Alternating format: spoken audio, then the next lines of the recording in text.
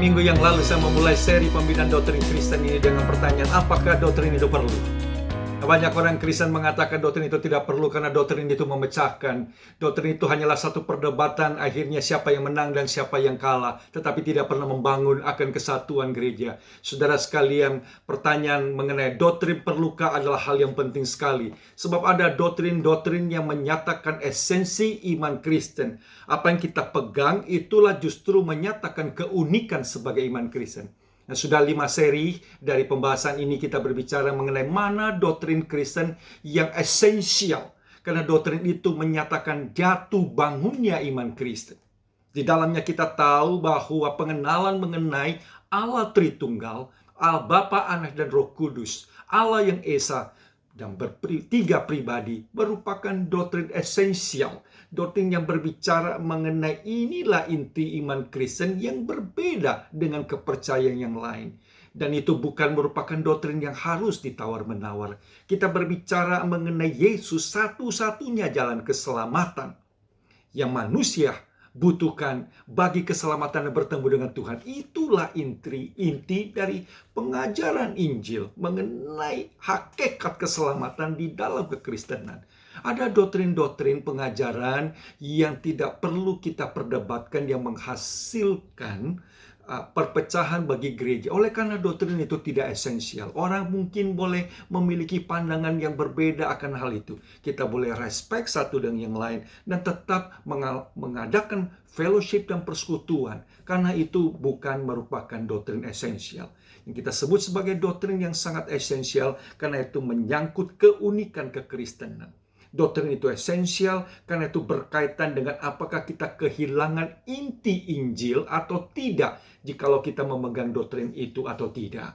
Apakah keselamatan yang kita katakan dan nyatakan di dalam Kristus itu terhilang jikalau kita tidak menerima Yesus sebagai Tuhan, satu-satunya juru selamat. Dia adalah Tuhan kita yang memiliki hakikat 100% sebagai Allah dan 100% sebagai manusia. Saudara, inilah doktrin-doktrin yang sangat esensial, yang patut dan perlu kita pegang. Doktrin inilah yang membuat kita rela dan berani berjuang, bahkan mati baginya. Sebab inilah yang membedakan kita dengan kepercayaan yang lain.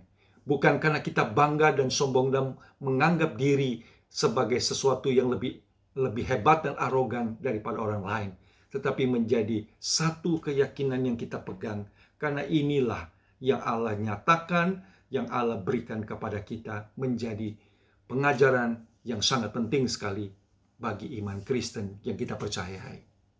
Banyak orang Kristen berkata yang penting Yesus, nama Yesus, itu nama yang mempersatukan kita. Tapi pada waktu kita bertanya, siapakah Yesus yang engkau maksudkan?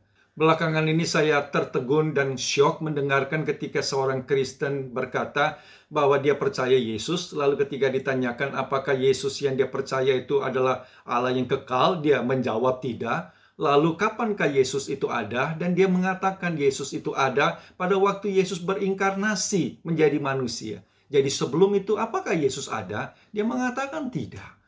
Oh saudara, orang ini mengatakan dia percaya Yesus, tapi pengenalannya mengenai Yesus seperti itu.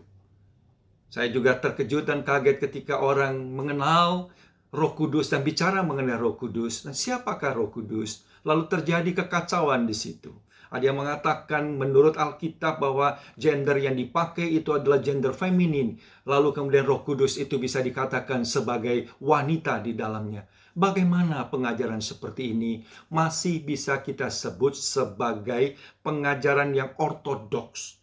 Pengajaran yang kita terima sebagai pengajaran Alkitab dan biblical yang di-preserve, dijaga, dirawat, dan di-guard, dipelihara di dalam sejarah gereja. Dan kita katakan ini adalah pengajaran yang ortodoks yang membedakan apakah ajaran itu benar atau salah.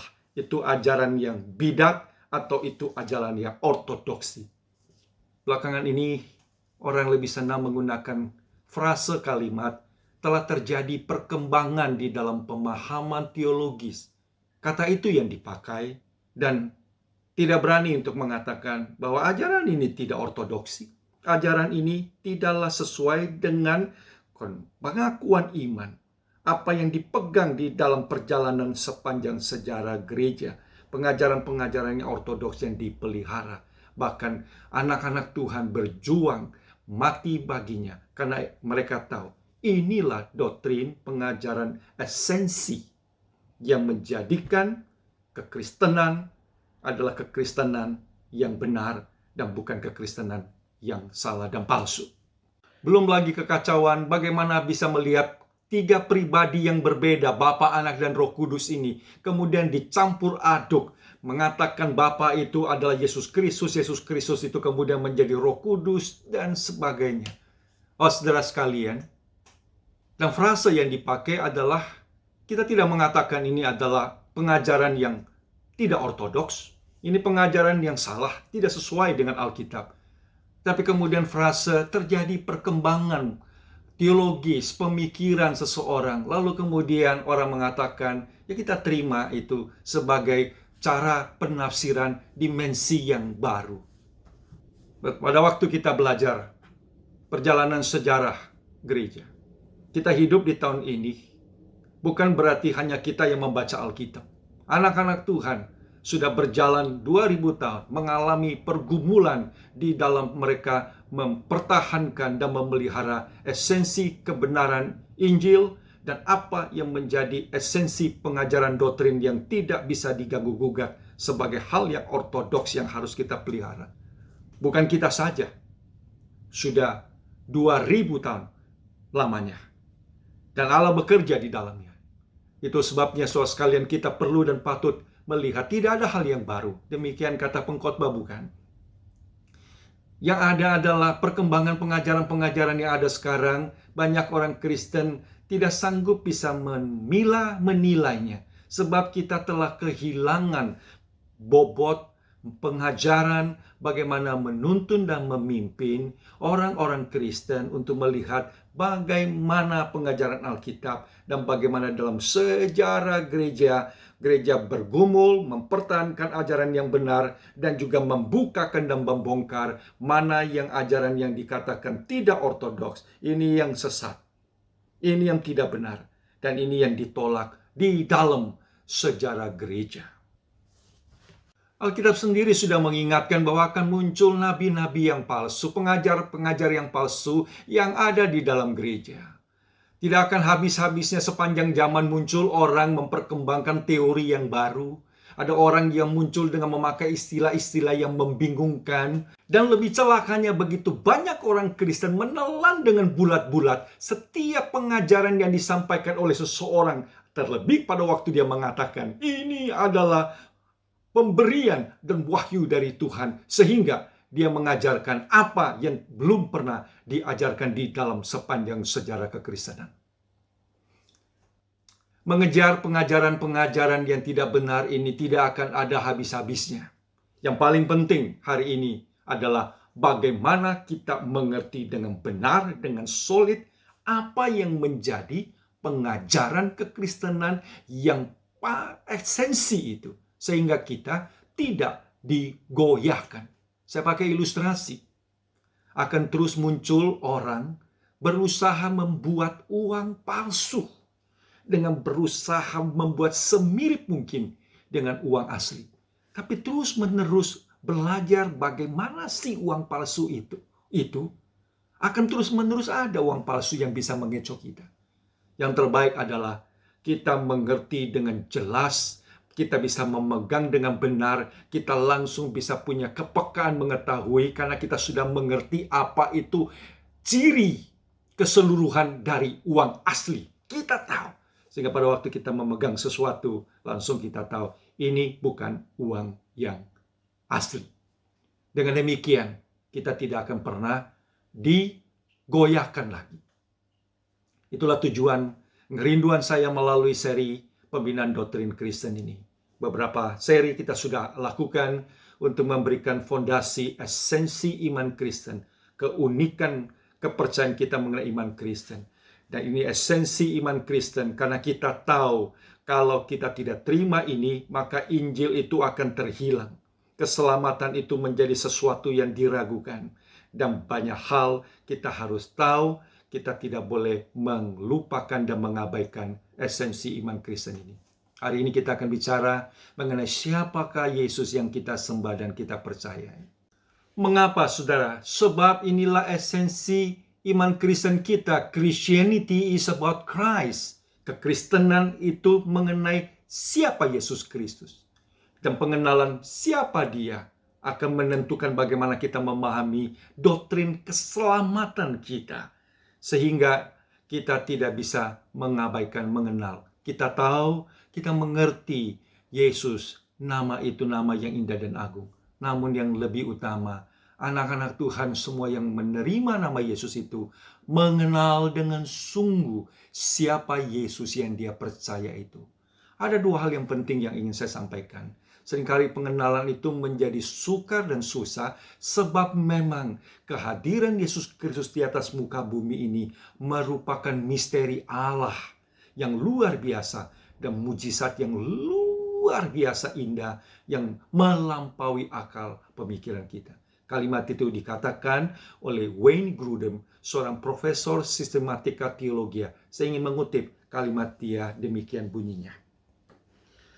Fakta bahwa anak Allah yang kekal, yang tidak terbatas, yang maha kuasa itu menjadi manusia dan menggabungkan dirinya dengan satu hakikat kemanusiaan selama-lamanya.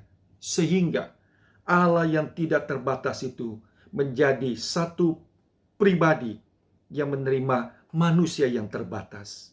Dan ini akan menjadi selama-lamanya mujizat yang begitu dalam dan misteri yang begitu dalam di alam semesta ini. Oh, satu kalimat yang luar biasa. Itu sebabnya tidak heran karena ini merupakan misteri Allah yang luar biasa. Satu pribadi yang memiliki hakikat 100% Allah, 100% manusia, menjadikan pengenalan akan Yesus Kristus di dalam sepanjang sejarah begitu banyak hal yang melenceng. Dan tidak sampai 70 tahun kemudian dari gereja berdiri, Rasul Yohanes di masa usia tuanya berhadapan dengan satu pengajaran yang namanya doketisme. Pengajaran yang menolak Yesus datang sebagai manusia. Dan ini pengajaran yang sangat berbahaya bagi Rasul Yohanes. Sebab tidak menerima Yesus sebagai manusia mungkin mengagungkan dia sebagai Allah. Tetapi berbahaya luar biasa. Sebab itu berarti Yesus mati di kayu salib bukanlah sungguh-sungguh. Dengan demikian berarti itu berbahaya bagi pengertian kita mengenai kematian Yesus itu menjadi keselamatan yang menggantikan kita, menebus kita dari dosa.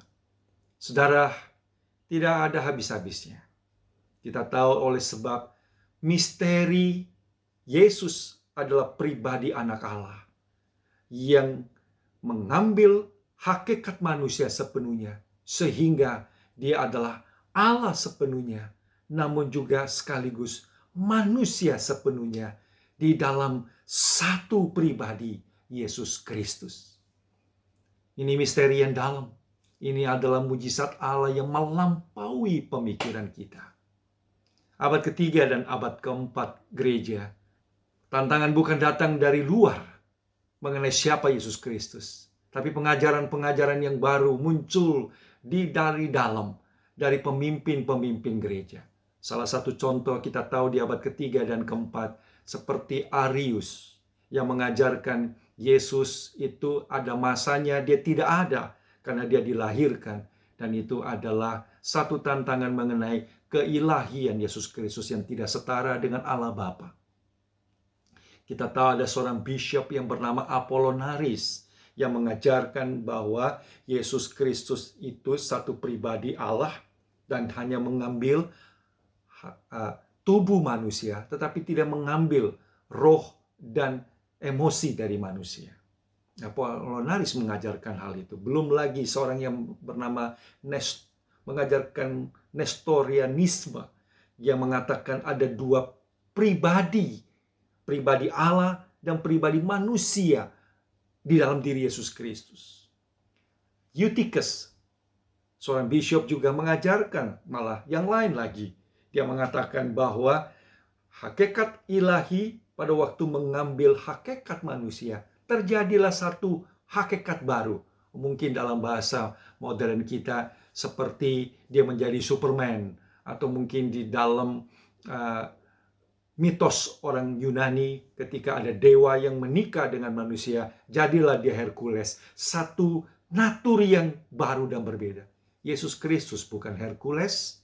Yesus Kristus bukanlah Superman.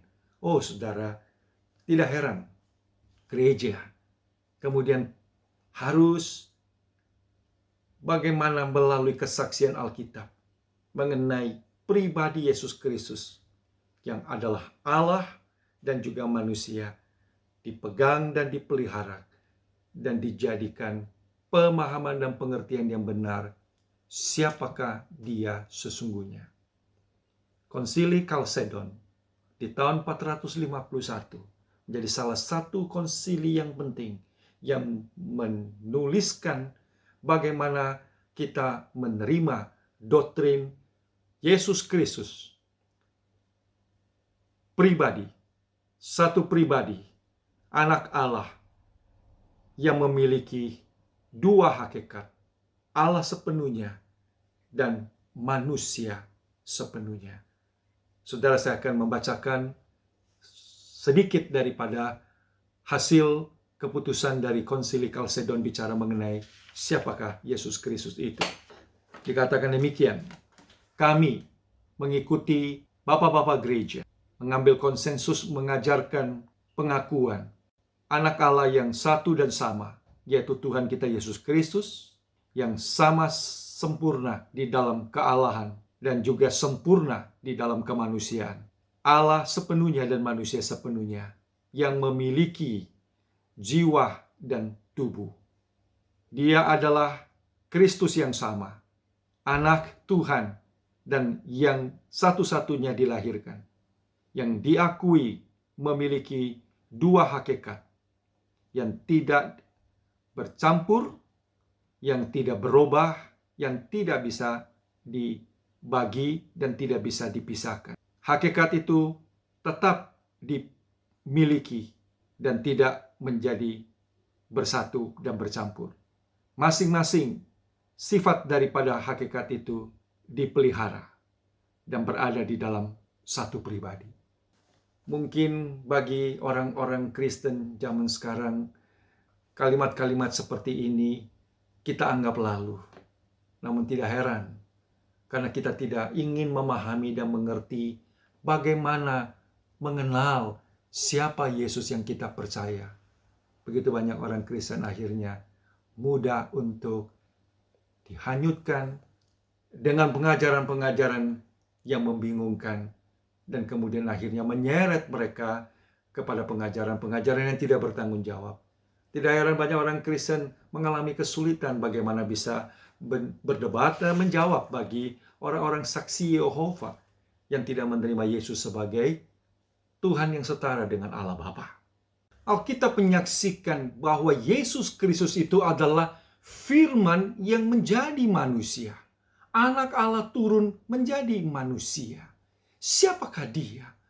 Oh saudara, pada waktu Yesus berada di atas muka bumi, ketika dia berjalan sebagai manusia, dia bertanya kepada murid-muridnya, menurut orang, siapakah aku? Dan manusia pada waktu itu hanya bisa mengenal dia adalah salah satu nabi, hanya manusia biasa yang dipakai oleh Allah. Pada waktu Yesus bertanya kepada Petrus, menurutmu siapakah aku? Maka Petrus bisa melihat dengan mata imannya bahwa dia adalah Mesias, anak Allah yang hidup adanya. Yesus Kristus anak Allah, pada waktu dia menjadi manusia, apakah dia berhenti menjadi Allah? Pada tahun 1880-an, ada satu teori yang bernama kenosis teori. Dan kenosis teori mengatakan pada waktu anak Allah Yesus itu datang menjadi manusia, maka dia mengosongkan dirinya, melepaskan sebagian daripada sifat-sifat Allah yang dia tidak bawa.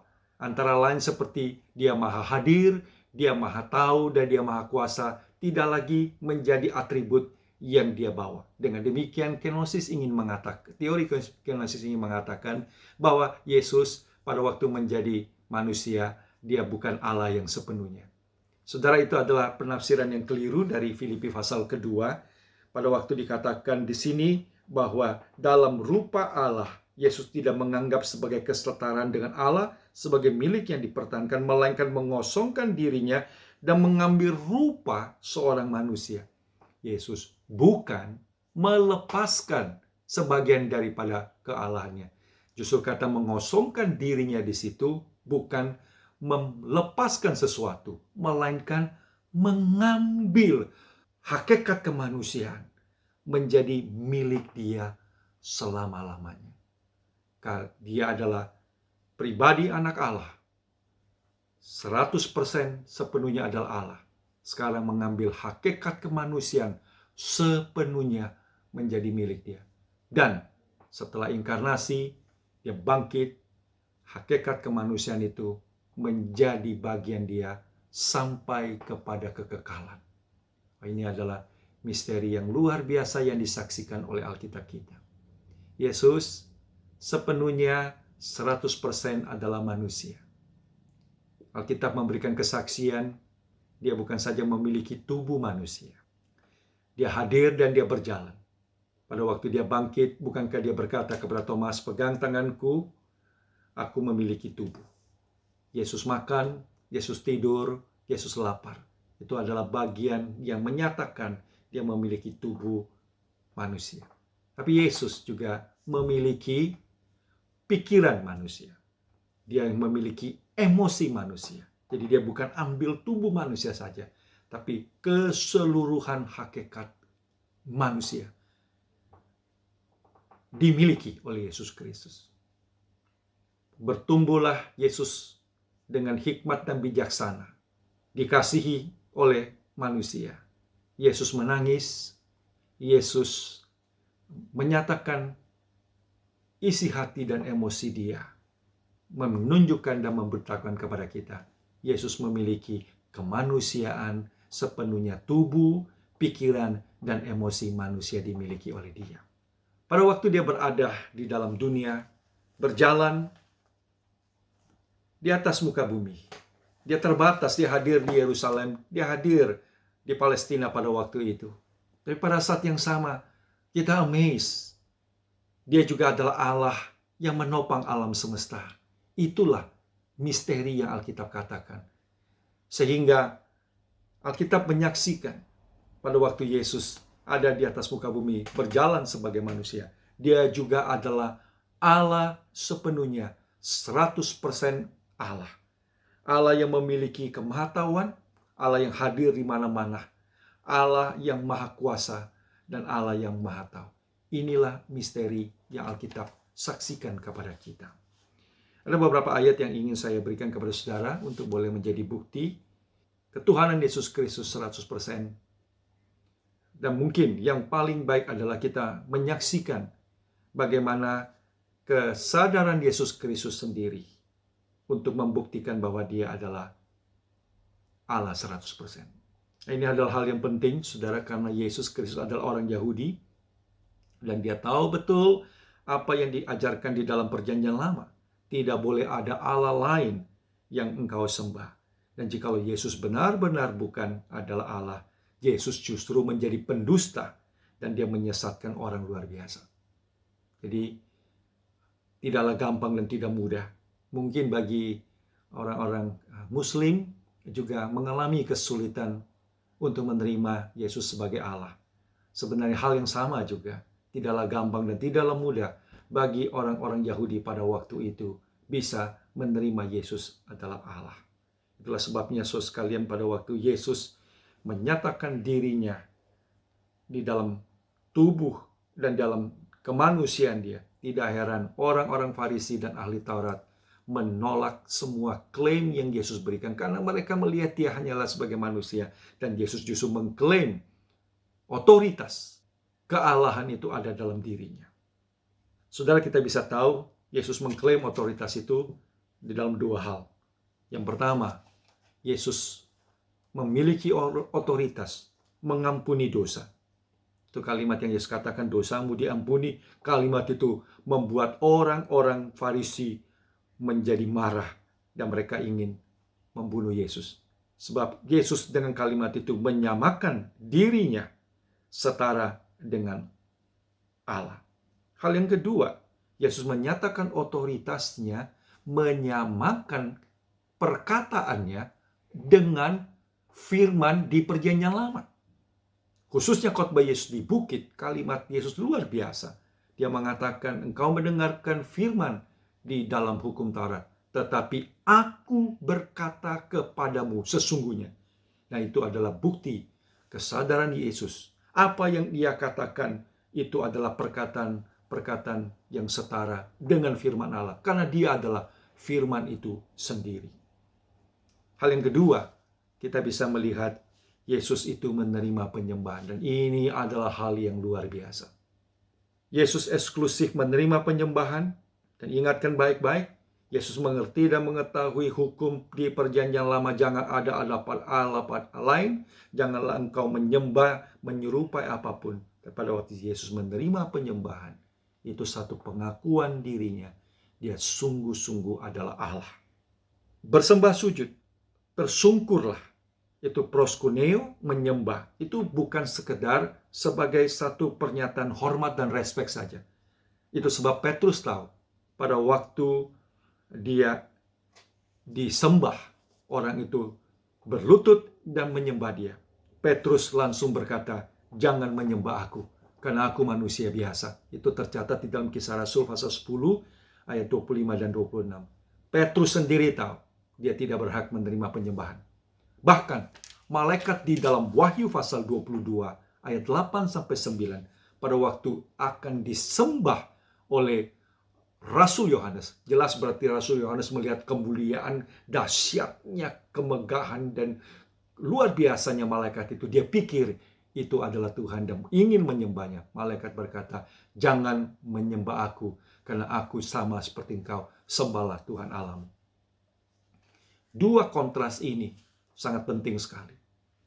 Dan saya percaya ayat ini sangat baik saudara pegang pada waktu saudara juga berbicara, khususnya ketika saudara berbicara dengan orang saksi Yehova. Beritahu mereka bahwa ayat ini justru membuktikan Yesus adalah Allah karena dia menerima penyembahan. Yang ketiga, secara khusus Yesus memakai satu frase kata I am, akulah. Nah, ini adalah frase yang kalau dikatakan orang Yahudi mengerti dengan jelas. Ini berbicara mengenai Allah di dalam Perjanjian Lama. Ketika Musa bertanya, siapakah Allah yang kalau mereka tanyakan, lalu Allah menjawab, I am that I am. Aku adalah aku. Dan Yesus berkata, aku ada sebelum Abraham ada. Di dalam Yohanes pasal 8, langsung orang Yahudi mengerti dia menyamakan dirinya dengan Allah. Berkali-kali kalimat Yesus berkata, akulah jalan kebenaran dan hidup, akulah pintu, akulah air hidup, akulah kebangkitan. Kalimat seperti ini di dalam kesadaran Yesus, Yesus menyamakan dirinya adalah Allah di dalam Perjanjian Lama. Saudara, masih banyak bukti lain yang bisa kita pakai. Bukti seperti Yesus memakai sebutan anak manusia. Matius pasal 24:30 dikatakan anak manusia itu akan datang di dalam awan dengan segala kuasa dan kemuliaan besar. Ini adalah satu kata anak manusia, bukan bicara bahwa dia manusia, tapi itu adalah satu kata yang dilihat di dalam Daniel pasal 7 bicara mengenai satu sosok pribadi yang ada di hadapan Allah. Dan dia memiliki kekuatan dan kuasa dan kemuliaan selama-lamanya. Oh, saudara sekalian, terlalu banyak bukti sehingga bapak-bapak gereja, orang-orang Kristen dari awal mengerti dan mengetahui bahwa pada waktu Yesus datang sebagai manusia, dia adalah Allah 100%. Tetapi dia juga manusia sepenuhnya. 100%. Tetapi bukan dua pribadi. Yesus tidak pernah berkata, kami. Tapi Yesus selalu berkata, aku. Semua kesaksian-kesaksian ini membuat gereja memberikan kepada kita satu pengertian yang jelas. Siapakah Yesus Kristus yang melampaui pemikiran kita. Sehingga kita bersyukur, kita boleh mengenal Dia sebagai satu pribadi anak Allah yang datang. Yang mengambil keseluruhan hakikat manusia. Kenapa? Sebab Dia mau datang menjadi pengganti bagi kita, supaya Dia bisa mati di kayu salib, menjadi penebusan bagi dosa-dosa kita. Tetapi karena Dia adalah Allah, Dia tidak bisa mati, maka yang mati adalah manusianya. Tetapi karena Dia adalah satu pribadi Allah yang kekal, sehingga kematiannya menjadi kematian daripada Allah manusia, yang sanggup menggantikan siapa saja, berapa banyak saja. Dan penebusannya adalah penebusan yang tidak sementara. Karena yang menebus kita adalah anak Allah yang memiliki hidup yang tidak dapat binasa. Wah, ini adalah kesaksian Alkitab yang indah, sehingga melalui pengenalan Yesus Kristus seperti ini akan membuat kita mengerti bagaimana arti keselamatan kita yang dikerjakan oleh Dia, yang begitu solid, jelas, bukan dikerjakan oleh manusia yang terbatas, tapi dikerjakan oleh pribadi Allah manusia bagi engkau dan saya. Saudara, mari kita belajar dengan sungguh. Kita boleh memegang apa yang kita imani, dan kita mengenal Yesus seperti ini, dan itu menjadi kekuatan kita, dan kita juga bisa berhadapan setiap pengajaran-pengajaran yang keliru dan tidak benar mengenai siapa Dia. Kita tidak akan pernah digoyahkan lagi, karena kita tahu siapa Kristus yang kita sembah. Kiranya Tuhan memberkati. Sampai kita ketemu di minggu depan. Shalom.